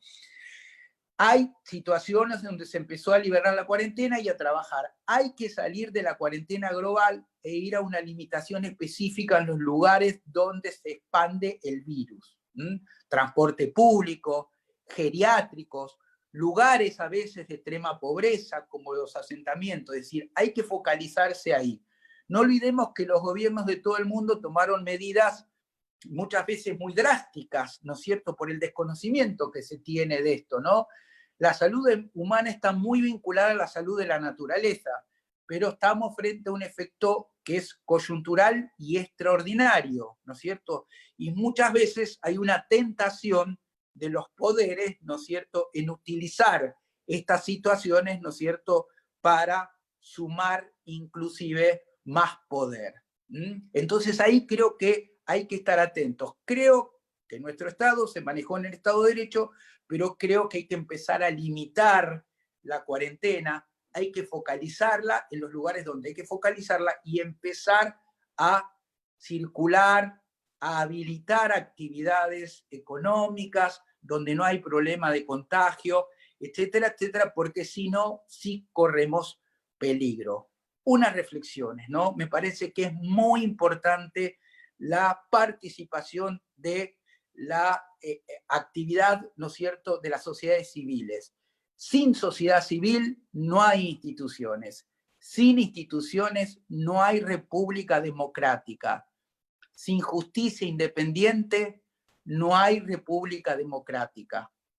Como les dije anteriormente, las técnicas cambian, pero los principios no. Abrazo teletemático a todos ustedes desde acá de Buenos Aires. Bien, pues muchas gracias, Diego. Y ahorita que perdimos la comunicación, estaba comentando, no lo voy a repetir, pero sí lo que quiero dejar asentado es que, pues, creo que estas medidas que toman los gobiernos, estas tentaciones de ejercer más poder o la incapacidad para otorgar los servicios médicos necesarios. Lo único que no puede violentar es el derecho humano a la dignidad. Y creo que la libertad de libre tránsito es una violación al derecho al derecho humano, que es un derecho suprafundamental, el derecho humano a la dignidad, y de ninguna manera estaríamos de acuerdo en que las autoridades detengan a una persona que pues está ejerciendo ese derecho humano y lo confinen a una detención en donde pudiera tener más riesgos de contagiarse. Pero bueno, son cuestiones que se van a seguir analizando y te agradecemos mucho, como siempre, muy clara tu exposición. Nos diste una visión muy clara de lo que está pasando también allá en Argentina y las decisiones y el funcionamiento del Poder Judicial. Muchas gracias, Diego. Y bueno, pues No, vamos gracias a ustedes. Muchas gracias, Diego. Gracias a ustedes. Gracias. Y vamos a la última exposición, que es precisamente la que pues ha tenido la idea en realidad de realizar estos foros.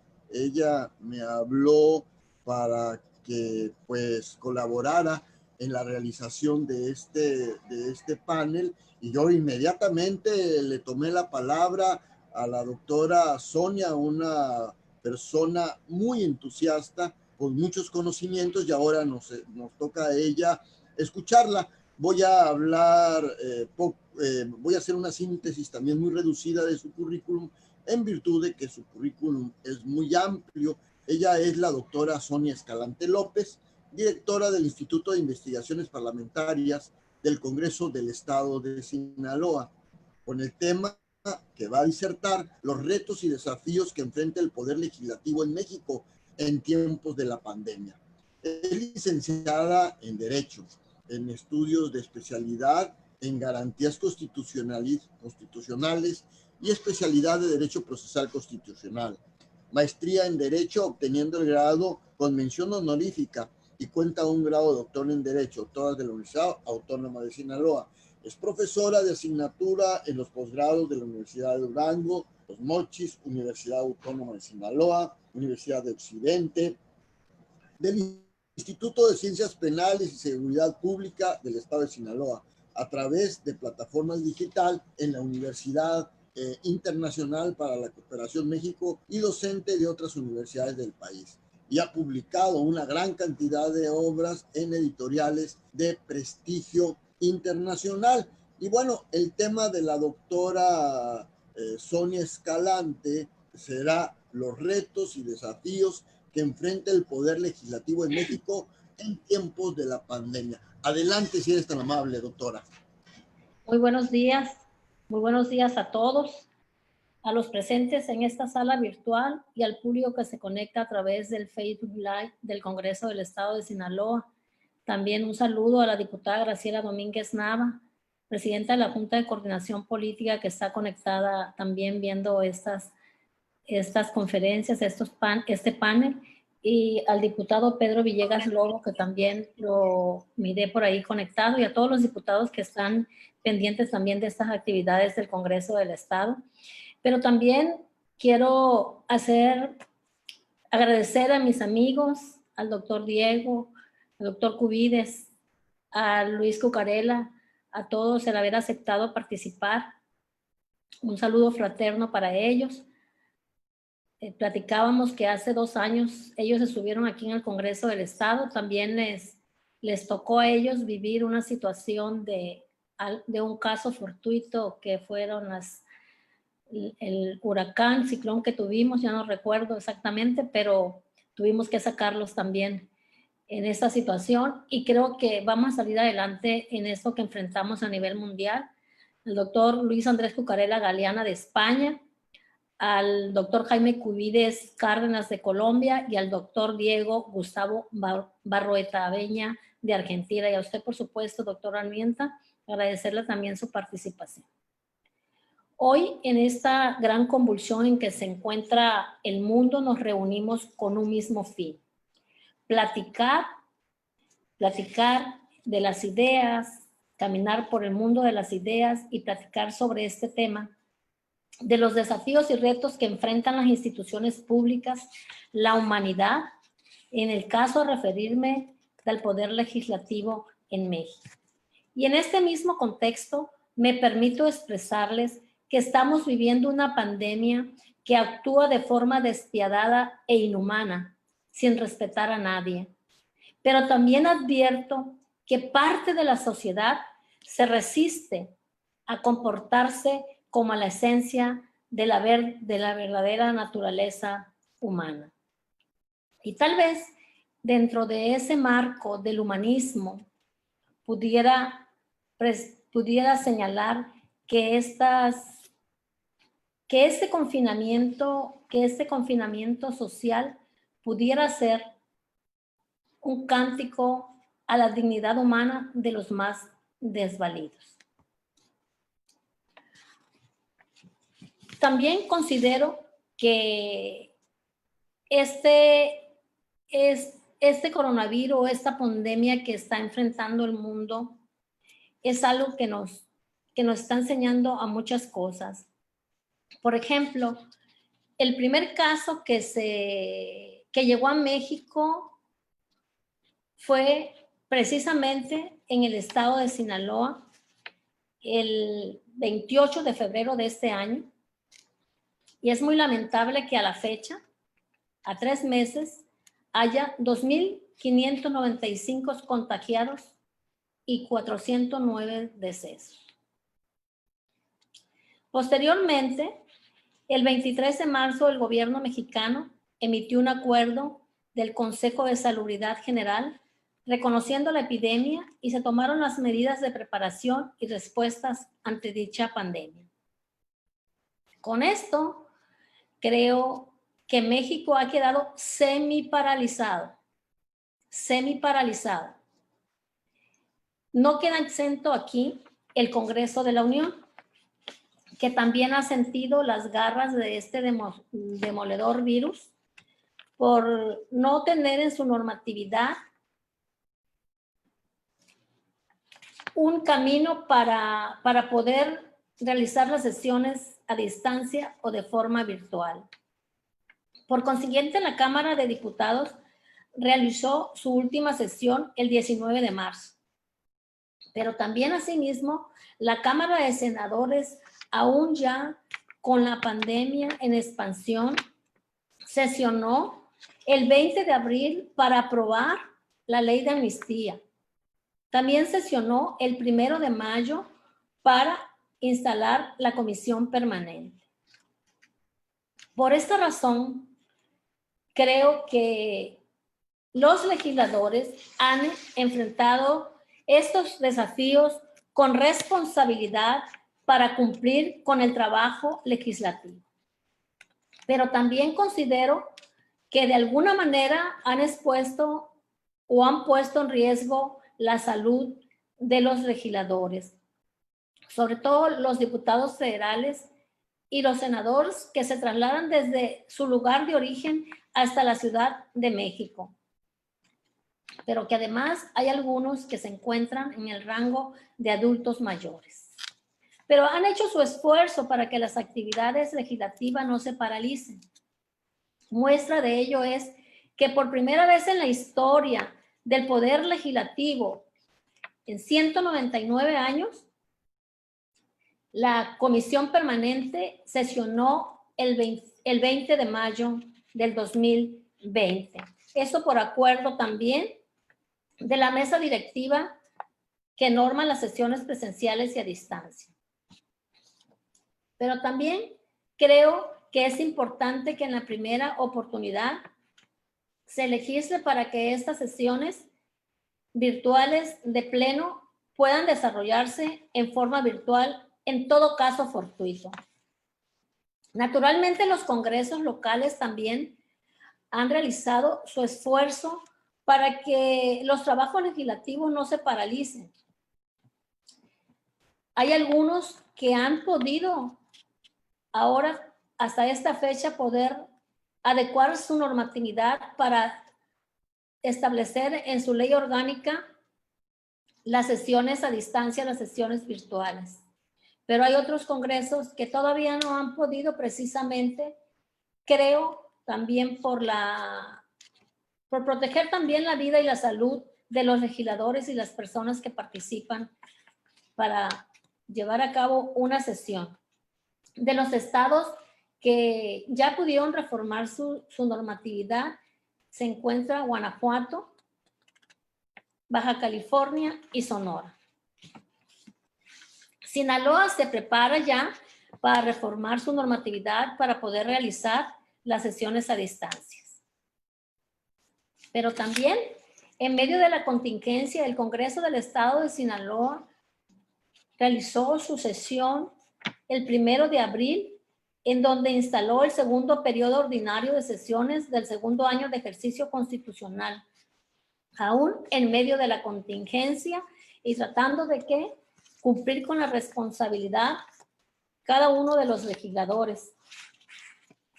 También el Poder Legislativo en Sinaloa fue una de las instituciones, o fue una de las primeras instituciones en Sinaloa que consideró la salvaguarda de la vida y de la salud de sus trabajadores, emitiendo el primer acuerdo referente a la pandemia, el número 54, el 17 de marzo, en donde establece el plan de acción para el desarrollo de las labores y medidas preventivas. Con ello se confinaron en sus casas las personas que pudieran estar en riesgo su salud, los adultos mayores, las mujeres que tienen hijos menores de edad, las mujeres embarazadas, para que ellos pudieran trabajar a distancia a través de los medios electrónicos. Y con eso también creo evitar un contagio con los propios trabajadores del Congreso del Estado de Sinaloa. Como podemos advertir en todo lo que se ha comentado en esta mañana con los otros compañeros, con Cubibes, con Diego, con el doctor Diego y con el doctor Cucarela, lo que enfrentan los poderes legislativos en diferentes países, uno de los grandes retos es el desafío para realizar los trabajos a través de la tecnología. En Sinaloa, el Congreso del Estado de Sinaloa ha tenido reuniones virtuales, la Junta de Coordinación Política, la mesa directiva, las comisiones, los diputados y diputadas han estado realizando reuniones virtuales para valorar cómo está afectando la pandemia y tomar acciones para proteger la salud y la vida de las personas. Además, el Congreso del Estado de Sinaloa es uno de los congresos de los 15 que hasta el 11 de mayo han aportado parte de su presupuesto para combatir los estragos que deja el coronavirus. En este caso, el Congreso del Estado de Sinaloa, por acuerdo de todas las fuerzas políticas, se han destinado 13.760.000 pesos para la atención de la emergencia sanitaria. 7 millones, en este caso, 7.760.000 pesos para la compra de insumo y material médico. 6 millones de pesos para la entrega de paquetes alimentarios a familias vulnerables. Tengo por ahí unas diapositivas que quisiera que me las pusiera en pantalla el compañero de vinculación para señalar lo que ha hecho el Congreso del Estado, en este caso, con esos 7.760.000 pesos, ha ejercido la totalidad de 7.760.000 pesos que solidariamente destinó para apoyar al personal de hospitales públicos que atienden pacientes con COVID-19. Es decir, compró o se adquirió o se donó a estos hospitales 22.080 mascarillas, 17.000 guantes, 8.000 equipos para los trabajadores de la salud y también 8.000 caretas de seguridad, 8.000 gogles de seguridad. Esto a los hospitales de 18 municipios y se benefician con los 63.000 0,80 insumos médicos que se adquirieron con la bolsa que las y los diputados acordaron destinar. La que sigue, por favor. Bueno, también ya están donando 20,640 paquetes de alimentos a igual número de familias vulnerables de Sinaloa afectadas por la pandemia del COVID-19, productos básicos que se adquirirán con una bolsa o que se han adquirido ya con una bolsa de 6 millones de pesos, conformada por ahorros derivados de su política de austeridad. La que sigue, por favor.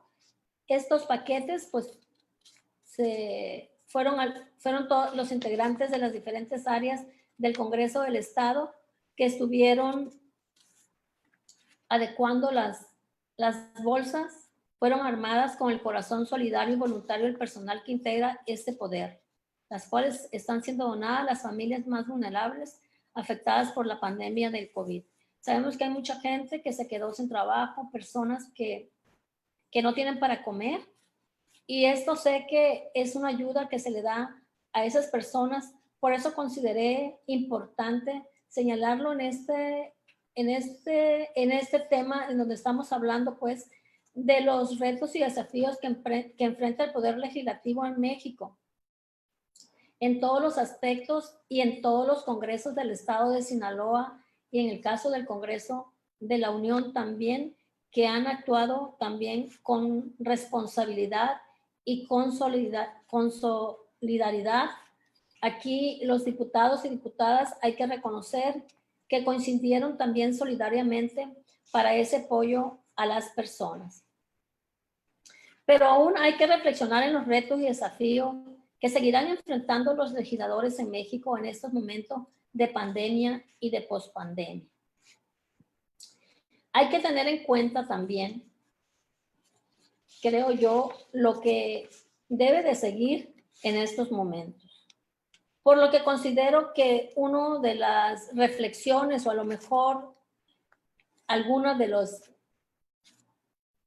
los puntos a seguir de los poderes legislativos en México, es legislar para adecuar la normatividad en caso fortuito.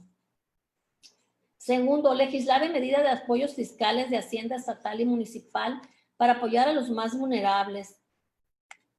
Adecuar la norma penal en el caso de agresiones al personal de salud y para quienes pongan en riesgo la salud de las personas en una situación de emergencia sanitaria. También en materia laboral para proteger a los grupos vulnerables, incluyendo aquí al personal de salud, que con esta situación del virus que llegó sin avisar a nuestro país, hemos visto todas las carencias de las que sufren el personal de salud. Ahora bien, todas las instituciones públicas como el Poder Legislativo deben de considerar los pronunciamientos y exhortos de los organismos internacionales en materia de derechos humanos. Por ejemplo, hay que tener presente la resolución 1/20 de la Comisión Interamericana de Derechos Humanos, que en su resolutivo E describe lo siguiente. Por favor, ¿me ayudas con la diapositiva? Y que esto, todos los poderes legislativos, las instituciones públicas deberán de considerarlo. Resolutivo E de la resolución 1/20 de la Comisión Interamericana de Derechos Humanos. El objetivo de todas las políticas y medidas que se adopten deben basarse en un enfoque de derechos humanos que contemple la universalidad e inalienabilidad, indivisibilidad, interdependencia e interrelación de todos los derechos humanos. La igualdad y la no discriminación, la perspectiva de género, diversidad, interseccionalidad, la inclusión, la rendición de cuentas, el respeto al Estado de Derecho y el fortalecimiento de la cooperación entre los estados.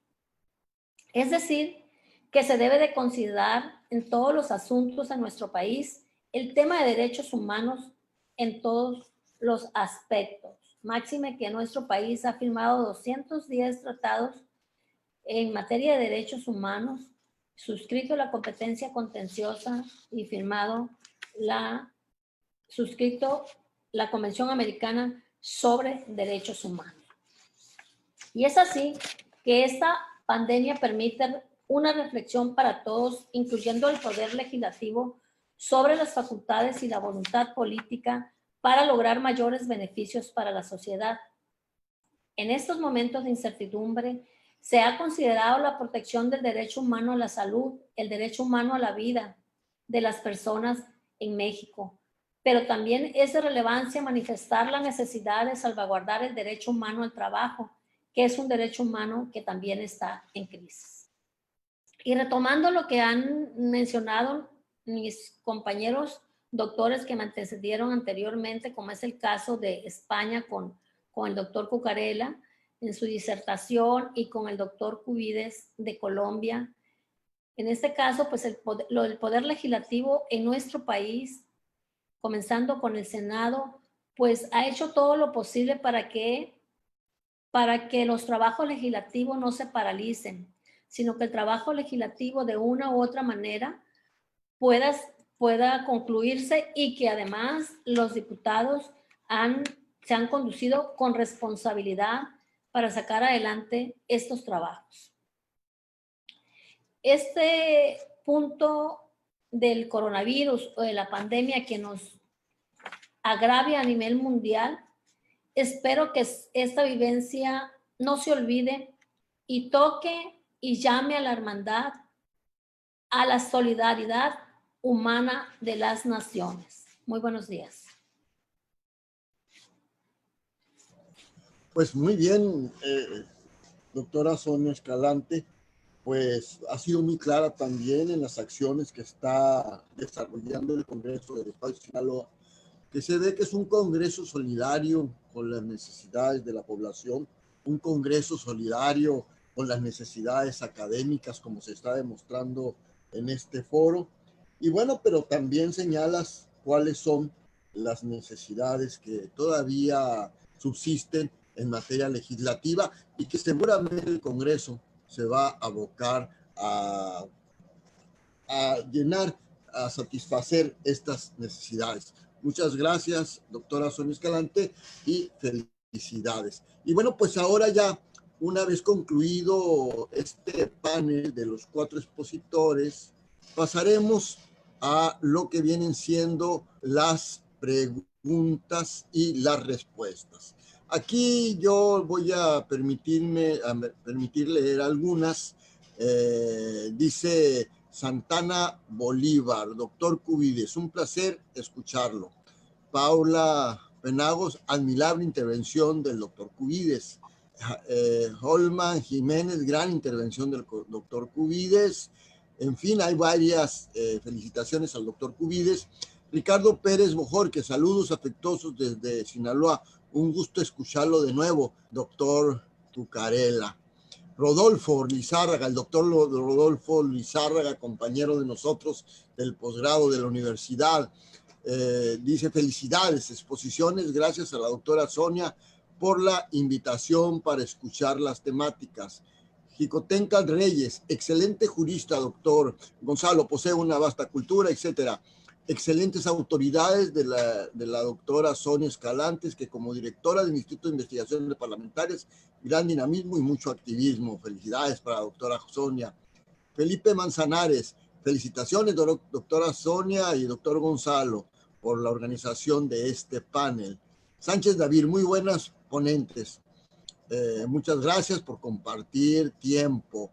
Elizabeth Radilla, muchas gracias a mis estimados maestros del doctorado, doctora Sonia y doctor Gonzalo Armiento, son orgullo de Sinaloa. Luego viene Grisette Godoy, muy interesante el contenido. Ahí, hasta aquí parece ser que todavía no hay alguna pregunta en específico. Voy a ver, porque hasta aquí llega, voy a ver el celular para ver si hay algunas otras.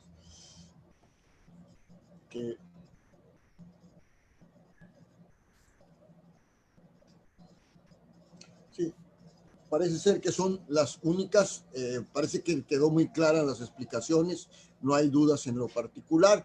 Y pues, Sonia, si tú estás de acuerdo como pues coordinadora fundamental de este panel, pues te daremos la palabra para que sirvas clausurarlo. Muy bien, pues muchas gracias de nueva cuenta a todos, a nuestros compañeros, a nuestros colegas de España, de Colombia, de Argentina, por aceptar la invitación a participar. Agradecerle a todos ustedes, a los que están conectados a través de Facebook Live, a los que están en la plataforma, gracias por su participación. Esto que realizamos lo hacemos con mucho esfuerzo, pero también lo hacemos de corazón porque somos personas comprometidas y que sabemos que tenemos que innovar y que tenemos que sacar adelante también las actividades de nuestro trabajo, pero además también es una parte de que con esas actividades podamos realizar también, poner en movimiento también al Congreso del Estado de Sinaloa, como lo están haciendo los diputados a través del trabajo a distancia con sus reuniones. Gracias a todos ustedes, amigos que están en este panel, Cucarela, Cubides, Diego. Espero que verlos muy pronto y que sea de una manera física y poder seguir compartiendo ideas. Muchas gracias a todos, muchas gracias a los presidentes a las presidentas de los órganos más importantes del Congreso del Estado por siempre apoyarnos para que también la academia pueda colaborar en el Congreso del Estado de Sinaloa. Muchas gracias, muy agradecida. Nos vemos pronto y hasta siempre. Gracias. Hasta luego.